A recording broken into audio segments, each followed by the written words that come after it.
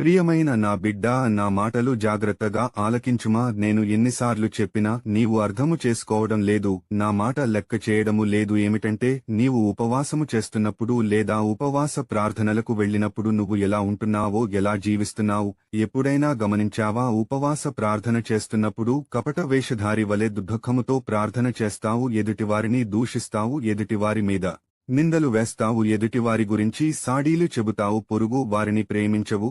నేను తప్ప వేరొక దేవుడు ఉండకూడదు అని చెప్పినప్పుడు నీవు నన్ను మాత్రమే ఆరాధించాలి అని చెప్పాను కదా. నీ ప్రవర్తన ఎలా ఉందో, నీవు ఏం చేస్తున్నావు నీవే ఒకసారి గుర్తు తెచ్చుకో. నా నామమును వ్యర్థముగా ఉచ్చరిస్తావు. ఆకాశమందుగాని నీళ్ల యందుగాని ఏ విగ్రహమును చేసుకోకూడదు, ఏ విగ్రహమును పూజించకూడదు అని చెప్పాను కదా. అలాగే నీ తల్లిదండ్రులను ఎలా చూసుకుంటున్నావు నీ మనస్సాక్షికి తెలుసు. విశ్రాంతి దినమును పరిశుద్ధముగా ఆచరించాలని చెప్పాను. దొంగతనము చేయకూడదు, నరహత్య చేయకూడదు, అబద్ధం ఆడకూడదు, ఎదుటివానిది ఆశించకూడదు, ఎదుటివానిది ఏదైనా ఆశించకూడదు అని చెప్పాను కదా. నీవు నా సన్నిధిలో ఉపవాసం చేసినప్పుడు నీవు చేసే పొరపాట్లు నీలో ఉంచుకుని నా సన్నిధిలో ప్రజల ముందు నటిస్తూ ఉంటావు. నాకంటే భక్తిపరుడు, భక్తి మంతురాలు ఎవరు ఉండరు అని నీవు అనుకుంటావు.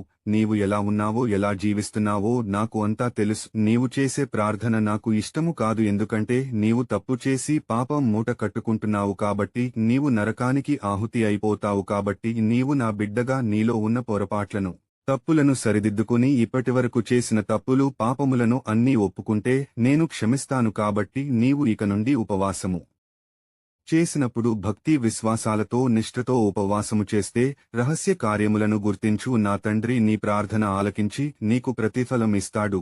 నీవు దేని నిమిత్తము ప్రార్థనలో అడుగుతావో నీవు అనుకున్న దానికంటే నీవు ఎక్కువ పొందుకుంటావు. బైబిల్ వాక్యములు చదువు. మత్తయి సువార్త 6వ అధ్యాయము 16 నుంచి 18వ వచనము వరకు. మీరు ఉపవాసము చేయనప్పుడు వేషధారుల వలె దుఃఖముకులై యుండకుడి. తాము ఉపవాసము చేయుచున్నట్టు మనుష్యులకు కనబడవలెనని వారు తమ ముఖములను వికారము చేసుకొందురు. వారు తమ ఫలము పొంది ఉన్నారని నిశ్చయముగా మీతో చెప్పుచున్ నాను ఉపవాసము చేయుచున్నట్టు మనుష్యులకు కనబడవలనని కాక రహస్యమందున నీ తండ్రికి కనబడవలెనని. నీవు ఉపవాసము చేయనప్పుడు నీ తల అంటుకుని నీ ముఖము కడుగుకొనుమో, అప్పుడు రహస్యమందు చూచుచున్న నీ తండ్రి నీకు ప్రతిఫలమిచ్చును. ప్రియమైన సహోదరి సహోదరుడా, నీవు వేషధారి వలె దుఃఖముతో, వికారముతో మనుషులకు కనబడాలని గొప్పల కోసం ప్రార్థన చేస్తే నేను నీ ప్రార్థన వినను.